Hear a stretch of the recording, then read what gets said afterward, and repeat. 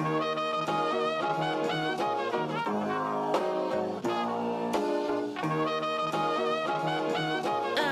hanging, young hero, besides your head and spirit? That soul is saying something profound, so let them hear it. Welcome to Giant Size Violence, a Toku Comics podcast.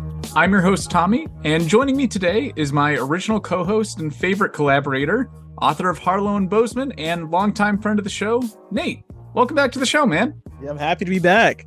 Yeah, it's been a minute. I think I haven't had you back since the Brandon Easton interview, but also haven't gotten a chance to talk about Western media with you for a minute either. So perfect opportunity here. Yeah, I'm happy. I'm, did a little retirement from podcasting. He brought me back and I'm always happy to come back on the show. Yeah, I'm bringing you back today, returning to the Exploring Tokusatsu series, which I haven't touched in over a year, but we're coming back to talk about Gridman, a particular subject that Nate is something of an expert on. So Nate, how about you tell us a little bit about your exposure to Gridman and your general feelings toward the franchise? So Gridman as a brand, something I knew just as an anime fan, like SSSS Gridman, that's a new Trigger show, which is like a pretty big anime studio. So that was on my radar, but I'm the type of person who don't really check out anime that everyone's checking out for like 5 years. It took me about like 10 years to watch like Death Note and stuff. But the only reason I checked it out is because we had a comic book project going on. I'm not gonna go too much details right now. I don't know how much details I want to go into. And we were coming ideas for, based on different Toku franchises. And my thing was I want to do the more niche stuff that not a lot of people know about. And Gridman just popped up in my mind to do. Well, not Gridman, the American version, but Gridman is way more my inspiration came from. So I did a big research session to design my comic book concept based around, which is inspired by Gridman. And when I do a deep dive into something. Yeah, and you being the expert here, how would you describe Gridman both as a character and as a franchise to those unexposed to the idea? So, for anyone who is millennial, Gridman is the quintessential cyberspace story before the smartphone. If anyone remember all these television shows, Fairy Odd Parents, Digimon, Mega Man Battle Network, it's a certain era of media where cyberspace, before everyone had their own like a cell phone that was a little computer, cyberspace was like way more fascinating than space to people in the 2000s. And Gridman is just right up that alley of being the Tokusatsu version of that concept. Yeah, it was kind of a different era back then through like the mid to late 90s and early 2000s where cyberspace could be used as something closer to like science fantasy than science fiction. Like, I suppose the one major precursor to this would be like Tron. And yeah. I feel like that's a pretty good reflection of like, okay, there's some cool concepts touching on real world science, but nothing that seems like anyone knows anything about computer science is working on this project. Yeah, not like it's before everyone knew it's really before anyone had a personal computer was like something every household where like, okay, we have some leeway here of how much we actually know about computers and how much fantasy it is. Like, look at Digimon. That's technically a digital space. That's has way more inclined with like a normal fantasy setting than a digital space. Just because it has like, random words like mainframe, firewall makes it digital, but not really close to actual computer science. And as far as the character himself goes, like what I think is interesting is as unique and special as the character and his franchise are in Japan, as far as his design goes, like I don't think anyone would call him completely original, regardless of their prior touchstones. Like to a Western audience, he looks just like a giant Power Ranger. He has a very similar vibe. The American show based on him was a total Power Rangers cash-in.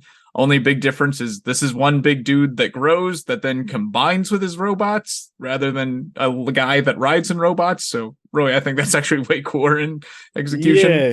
It's hard to even say like the growing aspect of Gridman was really important at first because it was nothing of scale or relatively to like Ultraman where you have like a little bit of humans. Like Gridman was his own space anyway. So like him growing was kind of negligible, It was not important. Yeah, like it makes sense in the first time we see him when he's a little guy and getting beaten up by monsters. So like there, I understand you need to send the code his way to make him stronger because again, 90s cyberspace. But after that, I don't get why they did that every episode other than to get that visual reference to Ultraman, which would be the Japanese touchstone of this because it was even from the same company that made Ultraman. It was kind of filling in a void in the 90s where there wasn't Ultraman content really coming out. And his visual design is very similar. Same with like the sets and stuff. Like it's basically Ultraman given a cyberspace filter over all of it. And like, yeah, it gives it a total awesome visual style of its own, but still something people would certainly associate with something that already exists, even if Power Rangers wasn't your only touch point for Tokusatsu. Yeah, Gridman isn't really ashamed of being Ultraman. The only reason we're talking about this on the podcast today, Gridman is a franchise, because the creator of the Gridman anime couldn't get Ultraman. Like, this is second place. Like, okay, we can't get Ultraman, but you got Gridman over here, and that's why we have the franchise of the day. Yeah, like they literally gave this guy the rights to like, okay, we have one or two properties that we haven't really done anything with since the 90s that we don't care about. So yeah, take this and run wild. Yeah, pretty much. And it works too because he was actually a fan of Gridman. It's not like, here's the scraps, you can't use Captain America, so here's a U.S. agent, and no, he was actually a fan of Gridman, and it really reflected of like the quality of the show because the franchise we're talking about aren't a direct sequel to Gridman franchise, but if you know what you're looking for, if you've seen the original show, you can really tell this is like a fan making these series. Yeah. So I guess to kind of bring the listeners up to speed, how about we just give them a quick overview of the history of the franchise? I don't want to go long into each big beat just because Mr. Cheese on YouTube did a great 2-hour video essay on the history of this. And there's other shorter ones, like Toy Galaxy did one. Movie Bob's talked about it in the past. Like there's plenty of people that can give you the history of this. We're more here to do an exploration of all the major touchstones of visual content for the franchise. But yeah, so as mentioned already, the show launched in 1993 in place of Ultraman from the same studio that brought us all the Ultraman series, Tsuburaya. And to my understanding, it was pretty well liked in Japan, but the studio wasn't in the greatest place after the end of the first season. And also they wanted to prioritize the return of Ultraman over continuing this new franchise that was kind of just slowly but surely building momentum over the course of its one season. So that was about the end of it from Japan as far as Gridman content went for a year, though it was then adapted in America as Superhuman Samurai Syber Squad. Amazing name. Yeah, which hit America in 1995. So we're talking like about a year and a half, 2 years after Power Rangers hit. And it was in the middle of that huge phenomenon where Power Rangers was everywhere and shutting down highways. So yeah, like this literally was meant to be the cheapest cash in possible from Deke. And it did have some notable things, like one of the kids from Boy Meets World is the main character in it. But otherwise, it just came, almost caused some legal issues, and then went. But again, had its fans here, had some fans in Japan for it as well. And it is something that gets touched on later, and we'll explore that in a bit. But other than the original show and this 90s adaptation, the series went 15 years without any content until we get back to the modern day, and we finally get to see Gridman in anime form, in the format that most people here probably first got exposed to him in SSSS Gridman, and then its spinoff SSSS Dynazenon. And that's probably where we'll be spending a lot of our discussion today, because frankly, these animes have been awesome. I don't know if they've been winning awards, but I know people that think they're the best anime of the years they've been coming out. SS Gridman won a science fiction award in Japan. And yeah, they're sad to say, the one thing we can't cover on this episode is the latest piece of media that's come out. There's kind of capping off this new anime trilogy is a crossover film, Gridman Universe, that has only had a Japanese release so far. I think there's been a screening in America at an anime convention, but yeah, nothing that Nate or I have access to just yet. So we might come back to that someday. But I know it's huge in Japan. Like it's got 4D showings. It's been friggin' packed and just like a big cultural thing over there. Yeah, I think it's the 10th biggest anime movie of all time in Japan. Wow. Yeah, which like I know SSSS Gridman like definitely got some traction here and just Americanized, but I know it's spin-off series and just everything after that. I think it's been like a bit of a distribution and marketing issue, but Yeah, it was hasn't been. it's before people anime fans before Crunchyroll and Funimation merged. So that's the big like streaming anime rivalries was like, okay, exclusive rights to Funimation. No one has Funimation, so no one saw SS the spinoff. Yeah. And plus, like crappy streaming apps here. Like, I think I even got Funimation just for Gridman, and nothing else. I didn't use it ever after that, and it sucked watching it on a PS4. Yeah, not the best app, and that's the only legal way you could watch the show till recently. Now it's on Crunchyroll for anyone who wants to watch it now. So heading back to the beginning here with the original show of Hyper Agent Gridman from 1993. Nate, you really talked up this show a lot before I finally got the chance to see it. So how about you tell us a little bit about like what makes the show so special to even a modern audience? Yeah, so just to be clear, Gridman Hyper Agent is a children's show, but I think it's a really good children's show. As someone who's a big Animorphs fan and someone who enjoys like middle grade fiction, just gives you how fantasy and less reality. It's like a good calorie cleanse that Gridman has a really cool setup and nice formula to it, and I think one of the best formulas for any like Toku show where it's like, okay, low stakes, 3 kids meet Gridman and they go like real life happenings. Like one episode it's like Gridman appears, bad guy goes on like other kid's computer, and the formula from there it's like, okay, Takashi, the villain kid that has like the bad guy Con Digifer on his computer. He's like the biggest hater in the world. He just, he hates everything. He has no friends. He's a shut-in, and it's just a random occurrence that happens in his life that makes him slightly mad. He sends a monster to it, and he just, that has like a real life impact. Yeah, the villain of the franchise is like the scariest incel. Like he'll have some screw up like during his day. Like I think in the first episode it's that he wrote a love letter to the girl of the main 3 characters and like just didn't have the courage to like hand it to her, and so he sends a kaiju to a hospital's computer system about it. Like that's how he processes emotions. And yeah, I think like another example was and one of the funniest examples is like he was late to school, like his own fault. He did not set his alarm, and then he sent the monster to the database that control all the times in the world, and he just screwed up time for everyone because he was late.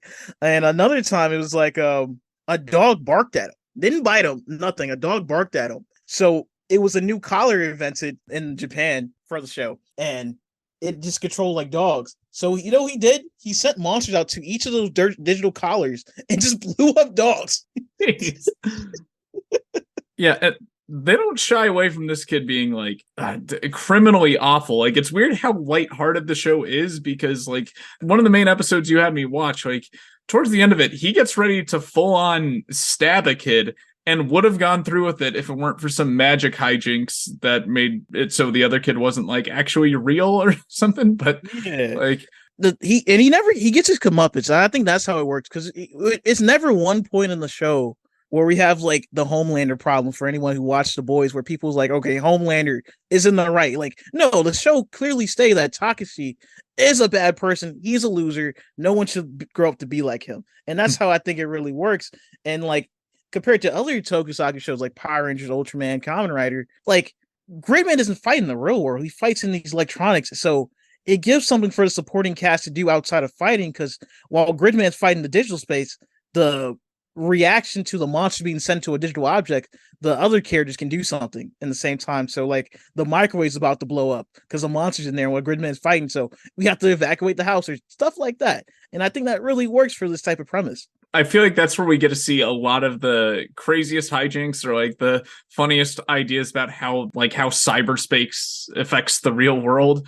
Like he'll send a virus to someone's house or a hospital or something, and all of a sudden, like, the microwave is is about to explode, or like it's controlling everything in the room. Things are levitating and flying around, and like, yeah, if it weren't for these kids with their computer superhero, like, yeah, everyone would be dead. Yeah, it gets a little more supernatural. Like the more farther away you go into the series, like at a certain point, everything's off the rails. Like he sent a monster to a vacuum and starts sucking up people, turn them tiny. But it makes sense because the show came out in 1993. Compared to like if the show came out today, it's a lot more material you could do with this concept. So they kind of by episode 10, they kind of did everything reasonable you could do in the real world electronics.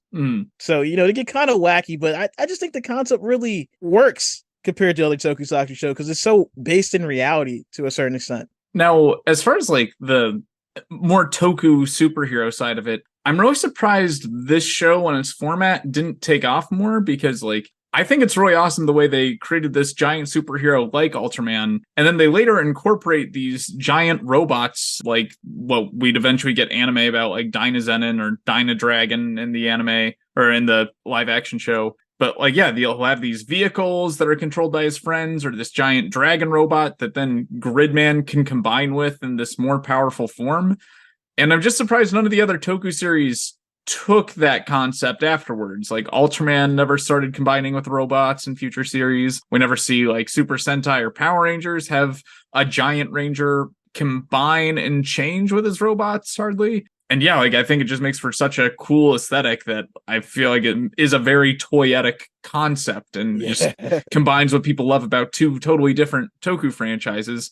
And like honestly, I think the way Gridman combines with his dragon robot is a cooler dynamic than like the Green Ranger and his Dragon Zord around the same time. Yeah, it being a digital world in a digital space, it's a lot more leeway of like almost anything can happen, which is okay. We coded this in the digital space. That's pretty much every power up he gets.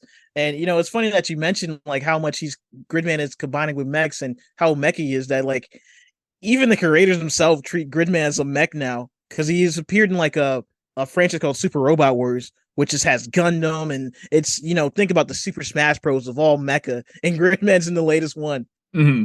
Yeah, I remember when that game came out, we had the debate of like, is Gridman a mecha, or when do we cross that threshold, or like what constitutes someone becoming a mecha? And like, yeah, they've never like gone into that side of the concept, but I feel like there can still be a hearty debate over whether or not the character is a mech or not, or if he's only a mech when he's combined with other robots. It's a weird situation. It's pretty interesting for anyone who hasn't watched the show or anything. Like Gridman, it's kind of a cool phenomenon that is not really touched on much in the franchise, which I think is really cool, which I'm gonna do something inspired in that. Like Gridman combines with real people to exist in the digital world, so it's kind of like a mixture of like fusion of like a regular person mixed with a digital being, and that's what Gridman is. And I don't know if they ever explained why he needs that like in the digital world in the original show, because like clearly they can program in other robots to do the fighting for them, but like I think in the original show they explained it as like they needed a power source, so it's kind of reverting like the human nature and like human stuff into a power source for Gridman. Because the design of Gridman in the context of the original show is like he was designed by the kids. Oh, right. Yeah, I guess that makes a little more sense. Like, because in other depictions, he's like some kind of hyperspace being that exists outside of these kids. But... Yeah. It's because the original show is so canon. So Gridman just looks like that because the kids made him like that. Because he was like a bunch of code at first. That whole idea of humans being a power source, like I love that early on. Like I wonder if I know this obviously beats the Matrix as far as that idea of like the computer being or the machine needing a human body as a battery, but I'm wondering like, is this the first time this was done? Yeah, it's pretty fascinating because it's a lot of digital concepts does that. Like Digimon has a concept of like the Digimon fusing with humans, but I think Gridman was the first one I really showed that like what makes us human makes a good power source for digital being. It's it's pretty interesting. Now, on the other side of Gridman is the villain of the series. His name's escaping me right now. Con Digifer. What about the kid? Takashi. Yeah. Like They are them, the it's star of the shows. yeah, like a really great dynamic. Like they don't fuse like Gridman does, but instead you get this one computer being that's just feeding into this like incel troll, which I guess Khan Digifer is like the Gridman type embodiment of like 4chan or something. Yeah, it's kind of interesting, like how much this relates to internet culture even today. 30 years later, that like we got this incel loser because Takashi. I'm not just saying incel is like a buzzword. Like Takashi is the definition incel. Like he says incel stuff like, okay, oh, why does he choose me over like the bad boy or the athletic guy? Like use my intelligence. Like I deserve a girlfriend. Like he says stuff like that in the show verbatim. He is an incel, and you have Khan Diggerford as his enabler, just hyping him up, and like it's kind of like a dynamic because you don't really get much of Gridman. Like Khan Diggerford is a character, and Gridman is just there, like the hero side is a lot less interesting than the villain side, and I would say most of this franchise, like the villains carry this franchise to me. Yeah, this is the first depiction of that, like the villain's the star of the show and really kind of more of the focus, I would say more often than not, or like he gets about as much screen time as the three hero kids, and yeah, motivating force of all the problems. And that then we see that in the American show and the anime, and like every time they pull out some kind of weird villain kid that like is way more interesting than any of our heroes. Yeah, and it's kind of cool dynamic because neither side know each other exists. Like no, they don't know who Takashi is. They know who Khan Diggerford is, but Takashi knows who Gridman is, but they don't know they're both kids in neighborhoods, so they interact with each other, and it creates for kind of cool hijinks. Let's see. I think the last thing I want to really touch on that was a big cultural influence in the show was its theme song, which a lot of the other properties or the anime especially will like pull in this 90s theme song that it hits. Like it, yes, I think never it's one skips. of like the most beloved or like iconic Tokusatsu theme songs of all time, and like it seems so cheesy when you hear it out of context, but like I don't feel the need to skip this intro anytime I watch an episode on YouTube, or like when they pull it out towards the end of the anime. I'm like, I thought I would hate this, but dang it, this works. Yeah, it's just it gets you pumped for the show, and when the animes pull it out, shit is like getting real. Like stuff is gonna happen. Man. Yeah, it's an amazing thing. Now, shifting over to the US side of things, as mentioned before, Deke was trying to capitalize on the whole Mighty Morphin Power Rangers craze going on, and this whole idea of cheaply making superhero content by splicing existing Japanese footage with cheaply shot American footage of actors for the more like human side of things. So taking the formula verbatim, but with a much lower budget than Power Rangers is already minuscule one, was Superhuman Samurai Syber Squad, which I get they were trying to do like the 4-word thing like the Mighty Morphin Power Rangers had and Teenage Mutant Ninja Turtles had, but like I feel like Gridman would have worked just as well in the United States. Yeah, because it doesn't the name itself does not make any sense at all. It just doesn't make sense. Yeah, he's not a samurai. I don't think it's a point in this show where he's like referred to as a samurai. Nope, and like Superhuman, he's not human, and yeah, they spell cyber with an S because it's the 90s, and that's what we do. Yeah, and this is like one of the main influences that this has on the future anime is the SSSS in Dynazenon and Gridman is like a slight reference to this show, because like as dumb as it is, and we'll get into how like goofy the show is, like Japan still liked it. Yeah, and that's very surprising that Japan likes it. It's a lot of references to other anime about the show. A lot of names come from this show. SSS, like they didn't have to do that stuff at all. A good example is anyone who's seen the 90s Godzilla movie, like Toei does not like that movie at all. They literally put him in the movie, said, no, this is Zilla. This is not Godzilla, and killed him in 30 seconds. And, but the people who make the new Gridman shows really respect this show for existing. Yeah, like it takes the same basic premise of like you have a good kid that combines with this computer program character to become Servo, they call him here, and fight in the computer world with these giant kaiju. And then there's another kid, there's a bad kid that's getting named influenced by isn't like Killa Khan, as voiced by Tim Curry. All the budget went to Tim Curry. Mm-hmm. And I wouldn't recommend watching this show, but I do recommend watching the highlights between Malcolm Mm-hmm. and Killaton, because it's they carry this show as well. This dynamic, Malcolm isn't an incel, but he's someone else you find on the internet, like the weirdos. Like he's pure weird energy. Like the other side of 4chan. And I don't know how much this carries through. Like I could only barely stomach the first episode of Cyber Squad here, but like both the main kid and Malcolm are like kind of creepy. Like the whole first episode's plot is both of them trying to like get the cute girl at school's number to call her first, and like getting in each other's way. Like, oh, this I don't feel any better about the good kid winning out here either. Yeah. The show, it's funny too, because the main kid like is really irrelevant to the show himself, because this wasn't his main gig. Well, the thing was he was 14, everyone else was grown, so it was like labor laws involved. So to be the main character of this show, he's like, he has less screen time than some supporting characters. Yeah, it's very obvious too. Like there's one kid and everyone else that's going to high school with him very much looks like an adult. And even like the main theme of it, like him and his friends that like are part of the squad, they like they're in a band together and one of them is techie. Like it's not like in the Japanese show where a bunch of kids come together and build this computer and create this character. Like, nah, it's just kind of happens in the middle of one of his band practices. Complete random, and like they change stuff for almost no reason.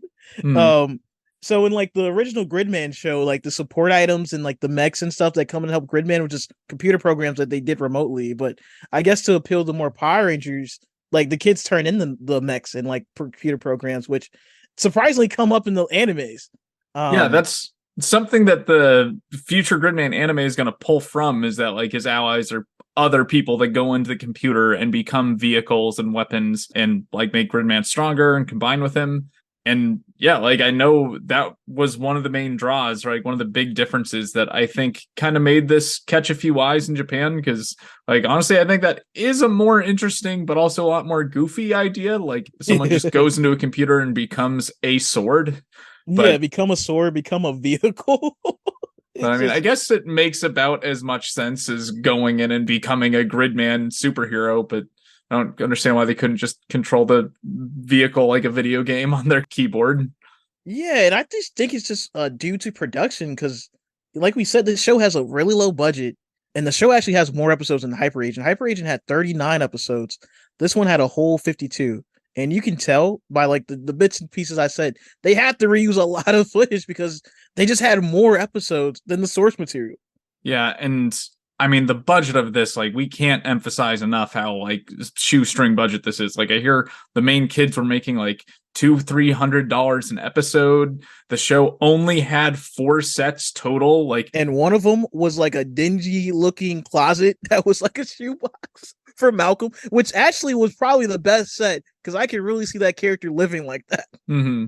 Yeah, like 90s kind of Claire's store, like all the like the little electrical ball and lights you would see like in one of those weird mall stores. Like we had his room, we had the main kid's room, we had a hallway and a cafeteria, and that's it. You can tell because I mean everything happened in that darn cafeteria. Why are you taking chess and having class in a cafeteria? And they really milk out time there. Like in the first episode, like this is, I think, what killed me right away. I'm like, I'm not watching more than an episode of this. Is they have this like quote unquote cool lunch lady character that spends like 5 minutes talking about her awesome motorcycle she can't wait to drive. And like, I swear she gets more dialogue and screen time than we've seen from the main character at this point. By the end of the episode, we know more about her as a person than our main hero. And in Mr. Cheese's video, I find out they used that 5 minutes again. She gives the exact same spiel about her motorcycle in another episode. Yeah, because if Power Rangers, Saban, actually was a fan of Super Sentai. And, he had Stan Lee's influence too. So, it was like, okay, this is some cool stuff from Japan. Let's bring it over. This show was made out of spite. And that's why this show exists. The person who made this show, Dinks, was like a former collaborator of Saban. They got screwed over about some music. And it was like, okay, let me make my own Power Rangers with a shoestring budget. And we got this show. There was no love in this. Not at all. Hopping trends. They were even going to call it Power Boy at one point, but they're like, that's pushing too close. We got to come up with a different name. And, out of all the Power Rangers knockoffs that came out during the time, this one isn't beloved like Hyper Agent Gridman was, but, people don't have decent memories. Like, okay, hey, I watched that. That's better than Mask Rider. Being like, what that is like despised. Like, Toei hates Mask Rider with a burning passion. That is buried. You cannot find anything official for that show. Yeah, I feel like Superaya probably just admires how much they got out of so little. Like, dang, 50 episodes out of like a $10,000 budget for the entire series? Wow. Cheese budget. But, if anyone want to check out like clips of the show, everyone but the main character actually do give him the all. Like, this is like the Malcolm character and Tim Curry. Like, they actually tried in this. It wasn't given much. They weren't paid much, but they tried. This was their start. Yeah, and I mean, it's got like a bit of a Saved by the Bell kind of appeal that I think is what maybe gives some nostalgia to kids who grew up watching it. But yeah, for someone coming at it as an adult who already doesn't like Saved by the Bell, like there's not much to get from this. Yeah, it's just worse Gridman. You can't do any of the fun stuff you did in Gridman because they just didn't have any budget. You couldn't go outside because a lot of Gridman was like going outside and like exploring this neighborhood. No, you stay at 3 sets. Now, I heard there was some weirdness around the final episode of the show, and like that one actually was filmed outside, but because they like didn't have access to the 4 sets anymore. Do you have any memory of the final episode of Cyber Squad? Yeah, so the final episode of Cyber Squad was made after the sets were torn down. So they didn't even have the closet set. They didn't have anything. The main character wasn't there. He couldn't show up. So it was only supporting cast. And you know what? Wasn't much lost there. One funny thing about the production about Cyber Squad is that like at first Servo, what they call him, was just a kid. It was none of that Gridman stuff about like combining. And then they had to use footage that had Gridman as a different person. So that was retconned in last minute because they were just working as they go. So one of the supporting cast became Gridman, Servo during the last episode. It's wild because it's like this is so thrown together. Because the only reason it exists because they just wanted syndication rights. Because 52 episodes is like the magic number, so you have episode every day. But the funny thing about that is this show was never syndicated ever. No one wanted this. Yeah, I can certainly see why. I'm like I haven't gotten any impression that like, oh, there's some gold later on in this series. Like, nah. And I do want to. I want to emphasize how fun Gridman as a show is. Like, for someone who runs a Toku Comics podcast, I often don't enjoy Tokusatsu media, especially like the more kid geared ones, as much as I would like. Like, not something that I can come back to every night. And even like, I feel real bad, but I have not loved an Ultraman show yet. I loved Gridman. Like, my girlfriend was even getting into it. Like, it's a lot of fun. Like, there's a lot to enjoy. The cheesiness really works in its favor. And yeah, just there's none of that same charm in Cyber Squad. Yeah. And that's a shame because like Power Rangers still has some watchability factor for like, yeah, it's cheesy, it's made for kids, but there's like a certain level of storytelling that still goes into it and like actual fondness and nostalgia. And none of that's there in Cyber Squad. Yeah, like from the episodes you see of Hyper Agent that I recommended, like you could tell like they had a budget. Like they had sets, they were going to different places.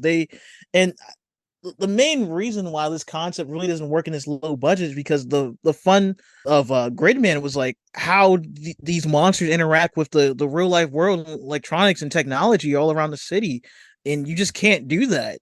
And having no sets and can't go outside. You just can't see. It's just like, okay, oh, this time it went into the bank, and this time it went into so and so, and this time it's about to fire a nuke.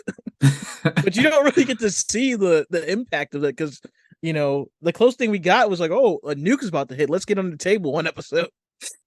And that's the closer you get. So like the digital charm of this Hyper Agent just isn't there in this American version.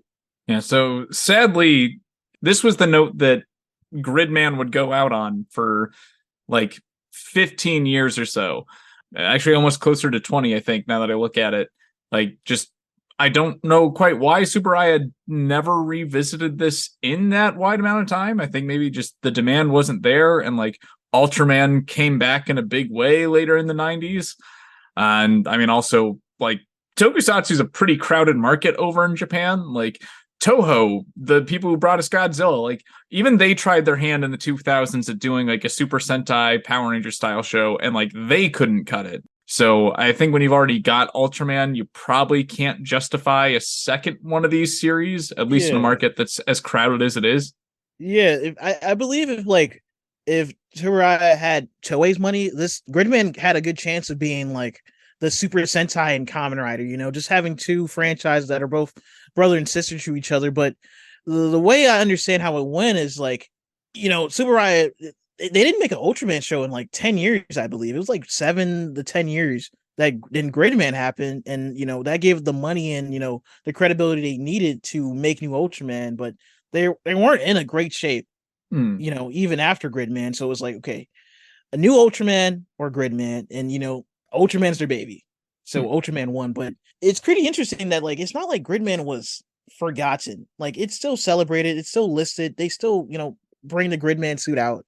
It's just that it's respected, but it wasn't something they really had plans on to bring Gridman back, even though Gridman would work a lot better in the span of time between the anime and the original show, because how much technology has been involved in our life.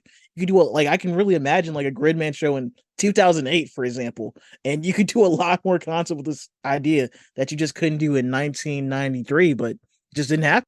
I know there were some interesting canceled projects and ideas for a second season for Gridman that like we obviously didn't get used in the 90s, but I know you're more informed on how that got reincorporated in the franchise later on, starting with the first big splash of it coming back in the 2000s. I think it was around like 2015 or so that there was a quick anime showcase of Gridman. It was a Boys Invent Great Hero. And it was just used as like a 6-minute short for a little anime film festival, but like people loved it. And I know there's subtle references to some of those ideas that didn't get used. Yeah, like we said, talked about earlier about the creator of SS Gridman wanting to use Ultraman. This was this film right here. They couldn't use Ultraman, so it was like, okay, but we still kind of like your idea. So here, SS, you can have Gridman. And they made a little short film called Boys Who Create Great Heroes, and this is just a love letter. Like, if you just want to know why Hyper Agent is so fun, this just gives you like a highlight reel of like all of Gridman, all the support weapons, him fighting most popular monsters. And the premise of this is Takashi, the hater boy we talked about earlier, he got redeemed in the last episode, and a canceled project for a sequel to Gridman was Takashi meets up with Gridman brother, and we have a whole series about Takashi as the main protagonist, which I think would have been amazing because he was the best character in that show. In this short film, we see him as an adult, and at the end, in the climax, we see him as the design he had to be his own Gridman version. And honestly, I'm pretty sad that like that's not the route they've gone for any of the anime projects since. Like, seems kind of surprising with like how much buzz that stirred up. But like, I don't know, maybe that'll come in the future. Maybe they touch on it in Gridman Universe, and I just don't know yet. But I guess that does lead us to the route they actually did go with SSSS Gridman, which was like a huge phenomenon in Japan, riding the success of this. And like, I remember it really caught my eye with the way it was like, while it wasn't anime adapting Tokusatsu, it was doing it in a way that like it didn't lose the way Tokusatsu handles its fights. Like, most people, Gridman might as well be a mech in like a Gundam show or some other super robot series. But here, like, every monster he fights looks like something that could be a man in a suit. Every Yep. time like he hits the ground, all the cars bounce like they're Hot Wheels rather than like crumpling and stuff. And they just really capture that aesthetic in a way that doesn't look bad or cheesy or like watered down. Like they capture it in an anime, which like in the end makes it look really cool. Yeah, and you can really tell the improvement between the short film and this, because when Gridman fights, watching because I watched SS Gridman the first time just straight up by itself, didn't really know anything about the franchise, and then but during the second rewatch of it, you can really tell that like this is a Gridman Hyper Agent fight in anime form. You can really feel that weight, and I think that's a lot of Toku based properties that due to transition to animation really lacks, that like it's a physicality that comes with these Toku fights when these guys in suits, and Gridman anime really capture that of like, hey, he's not like just flipping around and doing all these stunts. Like I can picture this fight happening in live action. Mm. And it's so weird because around the same time, might have been a couple years later, that we had the Ultraman anime hit Netflix. Yes. That Iron has Man. that CGI 3D animation that I really can't quite stand. And it's just like a way different take on Ultraman, or at least everything they show in the modern day. It might as well be Iron Man with what they're doing. Like it's all ground size. There's no giant monsters hardly. Yep. And it's weird to me that like, yeah, Gridman gets the treatment that I would expect Ultraman would. And the Ultraman anime is pretty lackluster in my experience. I know some people like it. I think it might work better as a manga, and I do want to check that out for the podcast sometime. But Manga's way better than anime. Okay, that makes me feel a little better. But I get what you're saying. Like the Ultraman, like you can tell it's like a continuation of the original Ultraman show, but it doesn't really feel like an Ultraman show. Because SS Gridman isn't 1-to-1 with Hyper Agent, but you can still feel the aura, and like, okay, this is a continuation of the ideas presented in Hyper Agent, but that Ultraman show is like, yeah, I want Iron Man. Let's make Iron Man show. You know, I put the little aliens, but you know, I want to do Iron Man. But you know, that kind of continue something I really like about SSS Gridman. It kind of relates to how I really like how Japan really treats their properties, where it's like, if, for example, if this was America and they was like told to reboot Gridman, you know, what would they do? What would they do to the Hyper Agent, you know? Yeah, I mean, they'd probably make it gritty, or they'd give it the Michael Bay treatment, or gosh, yeah, they'd maybe do something really edgy with like modern internet stuff. Yep. They would have took the premise of Hyper Agent and, you know, brought it to the modern day. And SS Gridman is nothing like that, which is kind of fascinating to me as someone who, you know, as an American who is going through the reboot and reimagining phase of Hollywood right now, where it's like, okay, we're going to take the something you love from 30 years ago and like reimagine it, you know, but kind of keep it the same. But like with Japan, it's like, okay, I got the ability to do Gridman. Let me do something different. Let me make something completely different, but still keep it Gridman. It's more of a spiritual successor, or I wouldn't say a reimagining, but like a continuation of the ideas of Gridman, but making something new that, you know, you just don't see in American franchises. And we'll do our best to dance around spoilers here, but we might not be able to fully do that. But like, the show has a very big twist about halfway through that totally takes the franchise in new directions, that like, I would describe the show as something like Power Rangers or Ultraman crossed with The Good Place. Like how much this changes the way you think about what's going on in the show and how the universe works. And like, it kind of helps that same idea of like doing something entirely new with this franchise, but that fits within the same ideas and themes that we got in the original Hyper Agent Gridman.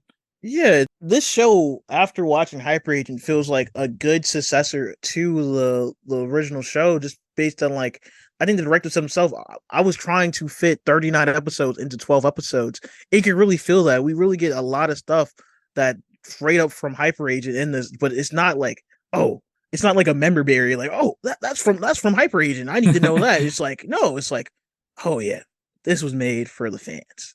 The fans will get this. Like the whole main cast, the main three trio is directly based on the three characters from the original show, and the dynamic of Takeshi and Khan Diggerfer is in this show.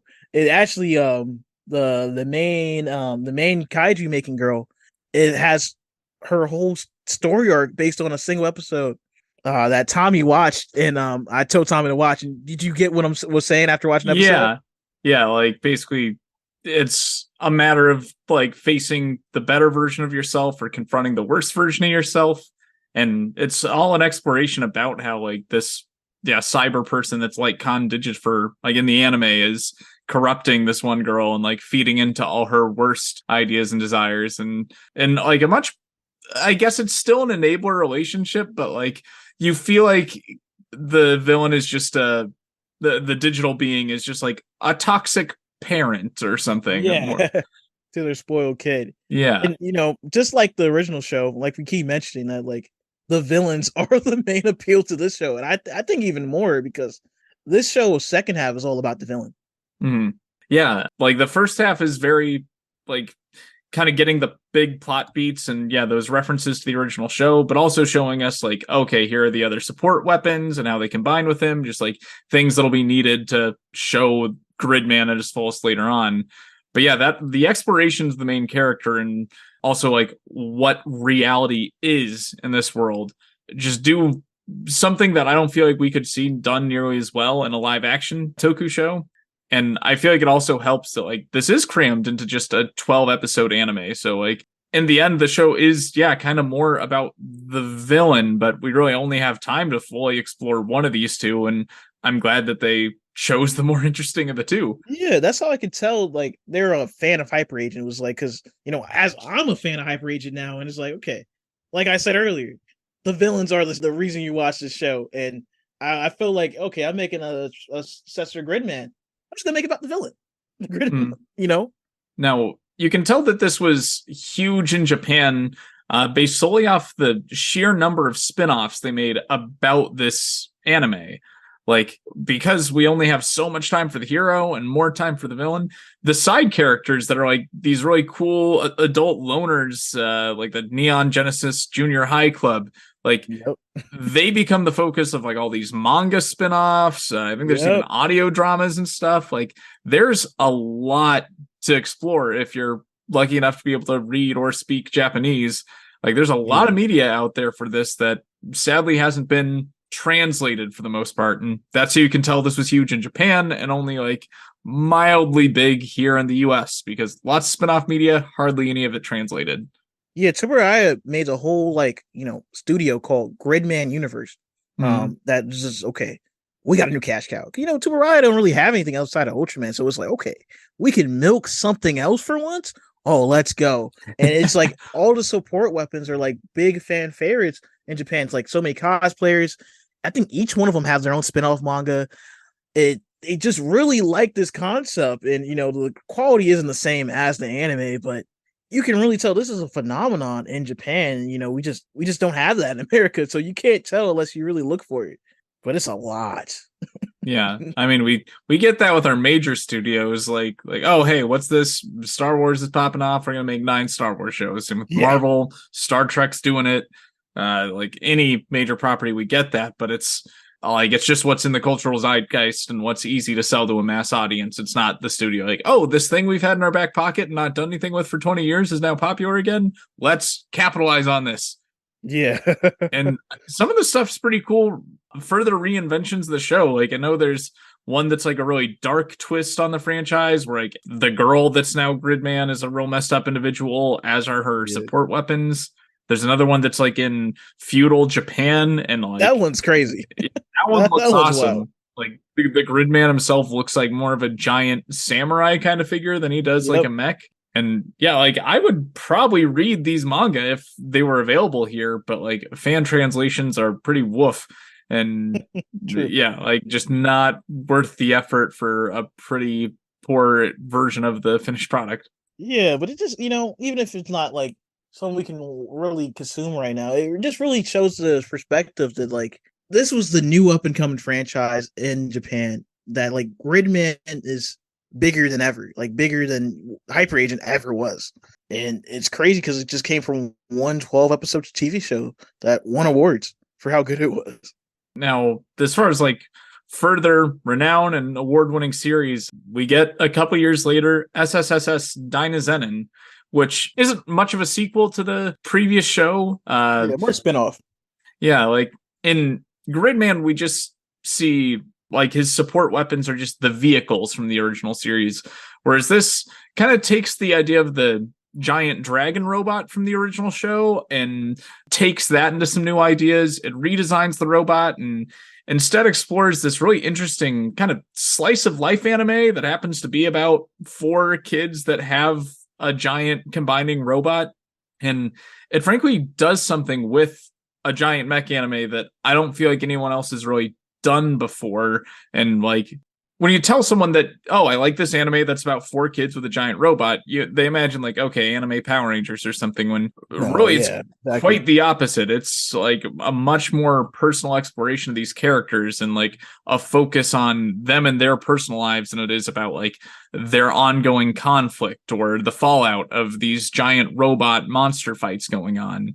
And while it seems weird that it's not like everything else we've seen, like on further rewatches, you really come to appreciate like how artistic and interesting what they are choosing to do with it is. Yeah, like I said earlier with the SS Gridman, it's not like, okay, how do I adapt this to just be like the show? No, like Dragon from the original show, which is based on Dynazenon, is nothing like this at all. Mm-hmm. It was just a random support weapon they slowly built up to. But it's, just Godzilla, but mecha version. Looks still awesome, but they really turn this premise of, okay, kids with a mecha dragon from Gridman and just made a Super Robo show that has more in common with Gurren Lagann and Gundam and all these other mecha shows. And it's like, this is more of a mecha show than a Toku show. But it works. It just works. I love this show because it's just, even though it's so loosely connected to Hyper Agent. Yeah, and it does a really interesting job, like reflecting the types of people they imagine watching the show. Like you get a character that's sort of a shut-in anime video game type that hasn't really done anything with his life. Then you get like the more average kid or like the troubled teenage girl. And what I really came to appreciate on my second rewatch was noticing like I've never noticed cinematography in an anime before, really. Like, yeah, maybe a little bit with Evangelion here and there, but this was like the first time since then that I've really picked up on that. Like they'll be having this deep conversation about like this girl learning about her older sister who may or may not have committed suicide. They're at a cafe and like the whole shot will just be a coffee cup for like 30 seconds to a minute. But like the way they do it, you can tell like this is like from her perspective, like when you're having that troubling conversation, you just like kind of hyper focus on one thing rather than like engaging in this like active back and forth of one shot of the people, then the reaction and all that. Yeah. Like it really sells like the slice of life aspect of this. And like, I love that instead we are trying to explore like this girl trying to learn about her sister she didn't know that's completely unrelated to the robot and monster plot. Same with the kid that's not really done anything with his life, or the main kid that like is kind of privileged and doesn't really know what he wants to do with his life, feels weird about his family and his mom getting remarried. Like that's what the show spends its time exploring more than anything about like the real origins of this robot and like what these fights mean on a grander scale. And like we never even see the town really react to the fact that robots and monsters are destroying huge parts of it, because that's just not the type of show it is. Yeah, and I think this is I haven't seen Universe, but based on what I know from the franchise, you got Hyper Agent, SS Gridman, and this show, I think this show really captures the essence of the overall franchise, being that in each show, it's a slice of life show till the ending, right? But this show really make it so that, like, in most shows, we really hate the status quo. People say, okay, when is something's going to go wrong? I hate filler. Can we get a new status quo? Can something happen? But this franchise as a whole really emphasized that, like, okay, no, it's fine to have a status quo. It's fine to fight for that. And you shouldn't, and they have antagonists trying to force change. But these shows really show that, like, you can't force change, and it's good to have slice of life. It's good to fight for stuff you're going through. It's good to slowly develop over time compared to the villains trying to force it. But at the end, and something I really noticed after consuming all this media, that like it does change at the end. Each show leaves off at a different place from the first episode, but it's still earned compared to, like, okay, we gotta force change every couple episodes to make something different. No, it's it's gradual. Yeah. And I'll say that this is maybe the one example in the franchise where like the villain isn't the main focus or like the complete star of the show, but it is one of the main dynamics that really sets this apart from other things. And like the thing I really glommed onto in my first watch through, like the villain isn't like one cosmic digital force in this. Instead, it's these 4 kids from the past that have a history with like one of the hero kids that's also from the past. He's like a mummy waking up in the present. And like, it's not a complete like villainous antagonistic relationship between the two. Like, even though these people are controlling kaiju and sending them into the city, they're also like trying to get to know the heroes on a personal level. Like, one of them's really friendly to a couple of them. And in what might be my favorite beach episode of any anime I've ever seen, like, we see them kind of meet up and have some level of fun together at a water park. And like, this is a dynamic I've never seen Power Rangers do or anything like it, but I love that of like what happens when your heroes and villains like have to go to school together and like have to get along and can't just like outright kill each other.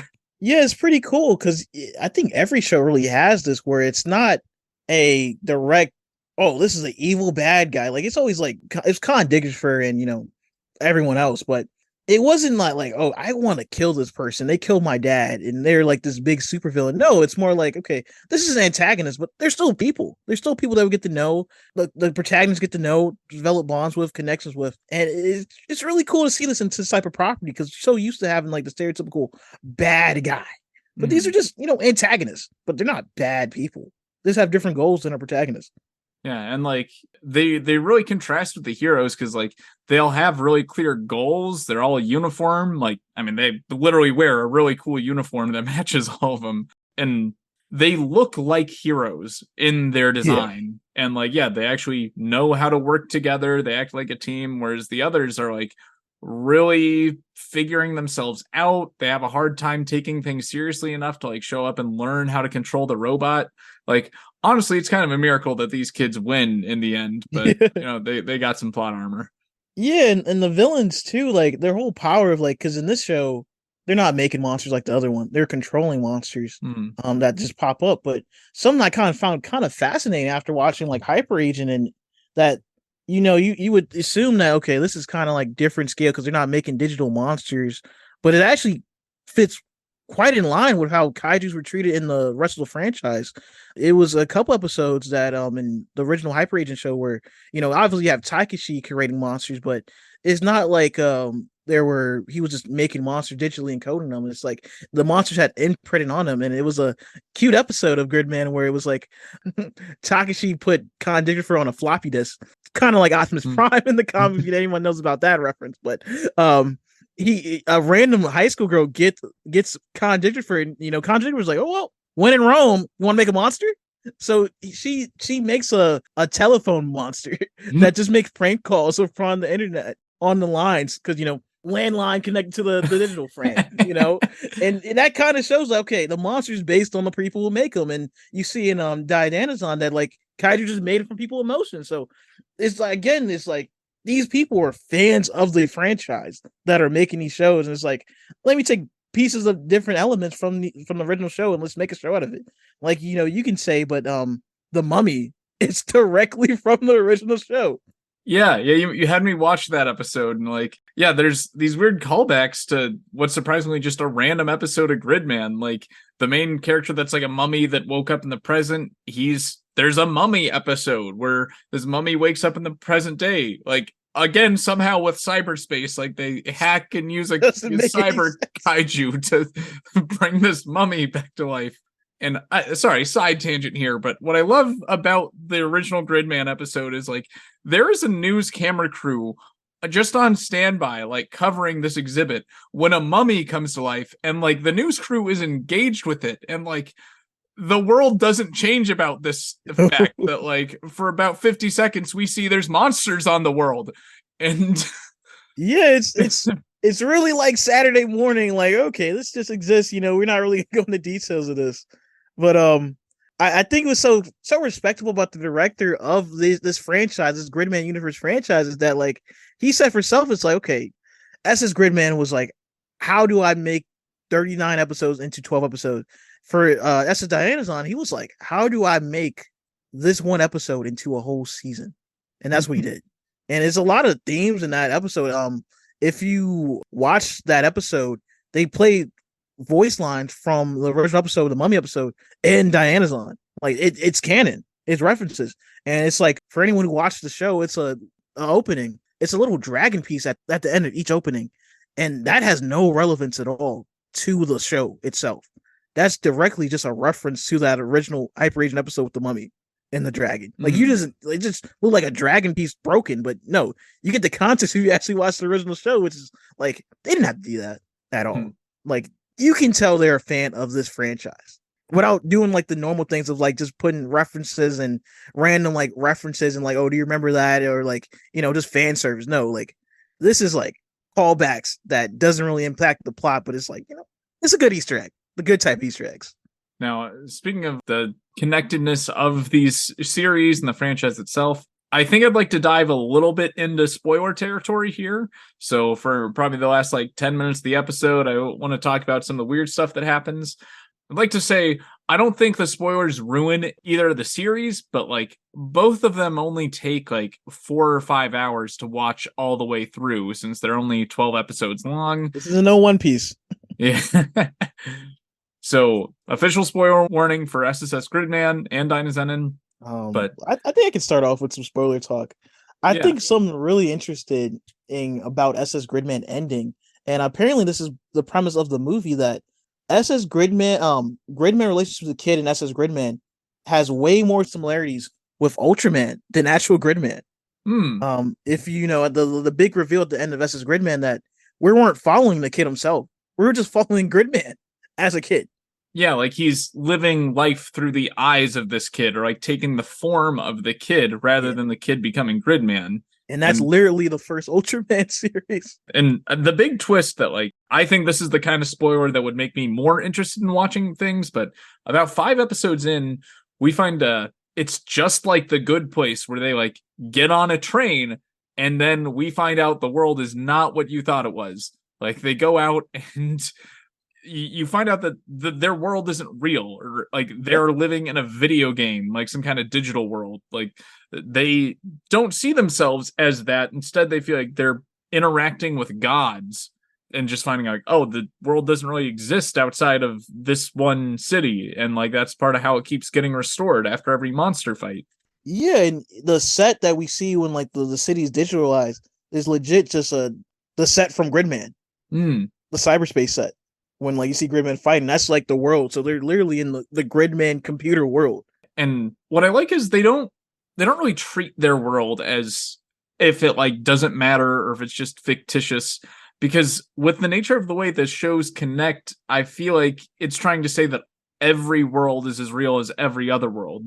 Like 2 of the recurring characters in Gridman, like one of them is this kind of more aware like god child that's the one that does the reveal, and another is like this evil imitation of Gridman that in the end kind of comes around, becomes just like him and sort of a hero. They then show up again in Dynazenon, though like now all grown up, and I guess they're just going like world to world to like address these weird anomalies happening. Yeah, and the girl that appears in both shows, she's actually like based on the monsters from the original Gridman show. The only good kaiju we ever see in the whole show. She's that species. Oh, okay. Like the only kaiju Gridman was like it wasn't created by Takashi. Just like kaiju just exists in this world, and that's a good one. And we see that in the show, and that's like a callback you would only get from Hyper Agent. And the whole idea with the kid that becomes like edgy Gridman, Grid Knight, that was based on a premise from the Hyper Agents as well. That whole idea, because it was set up, they wanted to do this, but they didn't have the money to do it at the time. But Takashi was supposed to become Khan Knight, combined with Khan Digifer, become their own Gridman hybrid. But that didn't come to fruition. So in SS Gridman, they're a fan, so they made Grid Knight. And somehow that totally went over my head my first time watching Dynazenon. It might have been because of it might have been from like having a couple years distance between the 2 series. It might have been something like I might have watched it subtitled instead of dubbed. By the way, both shows have awesome dubs. But yeah, watching them back to back, I then realized like, oh, these two characters are the same voice actors in both shows and like kind of match that same design. Like I totally missed that they were Well, that's recurring surprising. characters. But like that then does promote a bunch of questions about the nature of the world in Dynazenon, because they never have that same reveal that like this is all a video game or anything like that. And it Yeah. does have a bit more of a resemblance to the original Gridman show. Like there's the connection with the mummy. Also, like I guess just the way people interact with each other, the mostly empty Tokyo streets. It's personally my theory is that it takes place in the same Gridman world from Hyper Agent, just because the damage, like compared to SS Gridman, where like the world resets after every day, like we see the damage and they go to the damage, which is actually really cool for a Toku franchise to do, because you don't see them go to the Empire Rangers where like that's where the Megazord fight happened, but no, we see the impact, how it affect the world. But I think the biggest sign is just the mummy character, and that they said like, oh, the mummy from the Exposition has escaped. Where has it gone? I feel like we're gonna get proper context in Gridman universe of like if this takes place in digital world, but we do see digital world at the end of Dynazenon, so I'm kind of leaning that this is the real world, or I don't know. Like I'm assuming they were gonna learn a little bit about the nature of like traversing realities, like maybe death is a means of waking up in another world, because that's like what the villains and the mummy guy, like they kind of talk about it as if they're in a new world, not just in the future. Yeah. But yeah, really hard The to only trippy part about this not being the real world, because it kind of somewhat ruins, if Dynazenon take place in the real world, it kind of ruins one of the best moments from SSS Gridman with the last scene of SS Gridman taking place in the real world. Oh right, yeah. The end of SSS Gridman, we see the villain like kind of wake up in a live action world, as if like the villain's been playing the Gridman world as a video game, and like through her interactions with this world, she's learned to like become a better person and finally step outside.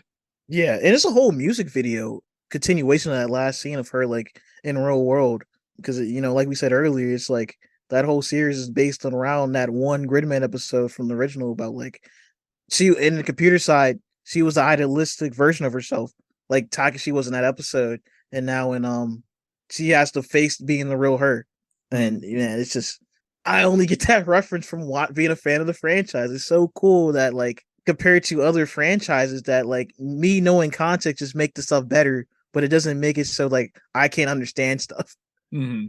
Yeah, that's like the perfect way to be a continuation on a franchise. Like I feel like a lot of us lose that. Like a lot of franchises will do that 20, 30 year later reboot and expect you to have watched the original, and so many things will only make sense, or characters only get that level of reverence if you know them from before, and there's none of that here. Like it's fully all extra. And frankly, any series in this franchise could be your first one. I suggest it not be Superhuman Samurai Syber Squad, but like technically that as well. Like Dynazenon you could hop right into, Gridman, SSSS Gridman you can hop right into. Like if you're really not one for looking up old Toku, I really can't recommend enough like Mr. Cheese's video on the franchise, just to like get an idea of the cultural relevance of this, and like it's pretty fascinating history. But yeah, there's a lot of places you can find information like that that'll then help you appreciate both of the anime better. Yeah, and like you need a recommendation, anyone who was a fan of Cyberpunk Edge Runners from the Netflix anime, this is the same studio. So you love that show, you're gonna love this. Same studio. The movie's coming out, probably gonna come in theaters. And what I heard about the movie, it's for all the comic fans, a Christ on Infinite Earths meet Grisman. That's the premise of this movie. I can sell it better than that. And even if you just want a good mecha show, just watch Dynazenon. Like you don't have to watch SS Gridman to enjoy that show. Like characters appear, but the context of them appearing does have nothing to do with them in SS Gridman. You can just treat them as new characters showing up. And if you're like me and you like really want to like Ultraman, but like have a hard time getting into Ultraman, SSSS Gridman is like perfect for that. It's everything I want from a series like that in a 12 episode show that does things that I never would have expected from it. Like it's like S tier television, and like I'd say a pretty quintessential anime that any anime fan should absolutely watch. Yeah, it's 12 episodes. You can't beat that. Any final comments on the franchise before we wrap up here, Nate? No, not really. It's just this is just a wonderful Toku franchise that I'm really fascinating just to deep dive into compared to other Toku franchise Mm, because it has the right amount of stuff to dig into, but it's not like Kamen Rider and Super Sentai where it's like decades worth of material to really dig into that takes time. Like you can watch everything about this franchise in 2 weeks and be mm. caught up the same where I'm at. But it's just I don't want to say it's more respectable or than like regular Toku because I think Toku has its credit of like production value and anything with like maybe to create a show on a weekly basis, but this is like true art. These anime. Hmm. And I guess only other final comment I'd say is the music throughout the franchise is awesome. Like Gridman has Even Superhuman Cyber Squad has like a pretty good opening. yeah, good for what it is. Like that you got this on Yeah. a shoestring budget. Like it's no Ron Wasserman hit, but like for a Deke theme song it'll do. But like yeah, SSSS Gridman has a really good theme song. Dynazenon has like just an incredible one that like is not one that I feel the need to skip more often than not, and great music throughout. And that's I feel like a good touchstone of any great Tokusatsu series. Yep. Music is A1. It's amazing. As far as other Tokusatsu franchises go, Nate, I wanted to ask you what your favorite ongoing Toku inspired comic or manga is at the moment. Oh, you already know the answer to that. Mm. Rogue Sun. Man, I can do a whole episode and just talk about Rogue Sun, but Rogue Sun just works so well with this Toku premise. I think the idea of that your armor and your transformation state has a second person in your head is an amazing idea. The bully being the main character, so unique. I love it so much. Yeah, anyone that's a fan of Yu Yu Hakusho, the old anime, I even think of that. yeah, Rogue Sun is like the same exact vibes in a Western superhero comic. And what's wild is like it is not an inspiration at all for the comic because I asked Ryan Parrott when I met him about it, and it's like, yeah, did you watch Yu Yu Hakusho? Is that an influence? He's like, nah, I don't watch Toku that much. I'm like, oh, didn't know Oh it was yeah, an anime. yeah. I mean, it has Avatar vibes as well with the power system. Mm, It's really good. I mean, it's the only comic book that I buy. Like, so my comic book shop has been being like a month late every month with Rogue Sun.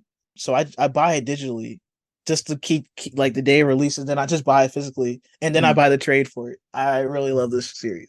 Yeah, and it does creative things I've never seen another comic do. Like, there's a choose your own adventure issue that's awesome, and Yeah. like, this is gonna get weird and personal. But if you or your family have issues with your father, go buy this series. Like, Oh, I've yeah. Daddy issues the series. I have considered doing something like I got my big emotional musical coming out episode. Like I wanted to do something of like a Rogue Sun on Rogue Sun and use it to explore like some of the weird shit that's gone on in my life with like having a father figure that some might see as like a heroic figure and like everything that goes to unpack. But I just don't want to air my personal life like that on the air. But I would love to somehow find a way to do that as tastefully as possible and just talk about why Rogue Sun means so much to me on a personal level, beyond it just being like an incredible comic, really accessible to new readers that I would suggest like anyone who's even tangentially into superhero comics or tokusatsu should absolutely check out Rogue Sun. Yeah, creator Go Go Power Rangers, that Mhm. line, and Ryan Parrott has done I think he did more Power Rangers than Kyle Higgins, I believe.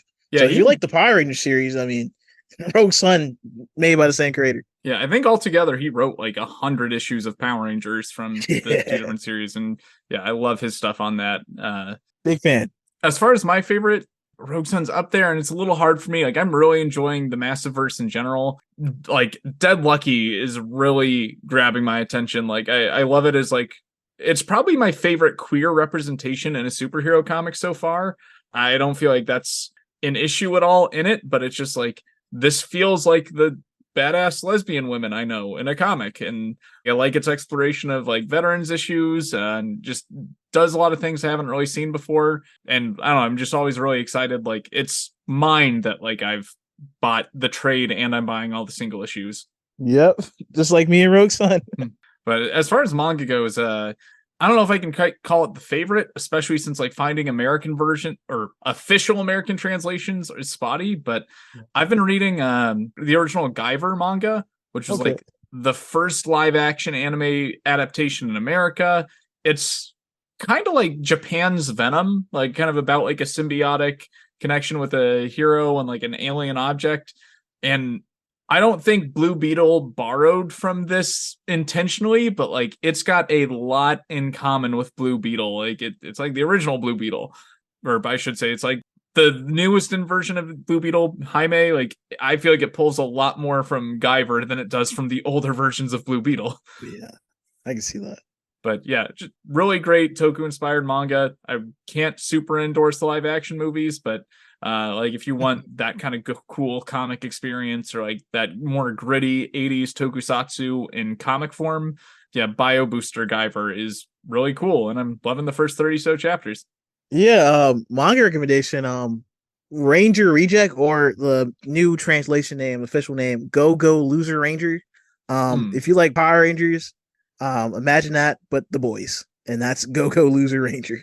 Yeah, well, I think you and I should probably get back and do an episode of that around when the anime launches, because I've been really curious about that. But since, yeah, I am writing a very like tokusatsu inspired comic, I've been giving it some space as to not take influence. But by the end of the year, I should be releasing the first incarnation of When We Transform, kind of our collaborative project, and you'll be hearing more about that in the future. But until then, just stay tuned for updates.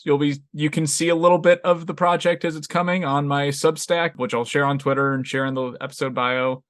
But yeah, I think that's about everything we've got to say on Gridman and everything we can squeeze in about our general love of Toku comics there at the end as well. Any final questions or anything you want to plug before we go, Nate? No, not this time. Bye, Rogue Sun. That's all I can say. Well, thank you again, Nate, for joining us today to share your expertise on the Gridman franchise. As a much more informed viewer, I really appreciate your expertise. Yeah, anytime you need someone to do this miscellaneous Toku stuff, I'm a person. Love researching weird stuff. If the listeners at home have requests or recommendations for content you'd like us to cover in the future, you can send them our way on our social media. You can find us on the Giant Size Violence Facebook page, on Twitter as @UltraMegaCast, or email us at giantsizeviolence@gmail.com. I'd like to thank you again for giving our podcast a chance, and give a special shout out to artists Ray Day Parade and Dark Moon Home Video for designing our logo and cover photos. Our intro and outro music is You're an Ace Kid by Demon Dice from their album Alcatraz. You can check out their EP, Shut Up, Get Happy, on iTunes and Spotify. We hope you join us again as we continue to explore the movies and shows that these comics draw influence from. But until then, take care and remember to do your part in preventing the spread of the kaiju virus. Can't be seen by downcast eyes. So raise your gaze up till you're 10 feet tall and shake your fist to the sky. Refuse to higher, let them make you small. Cause they love just to see you convinced you're just a brick in the wall. But you're not just a brick in the wall.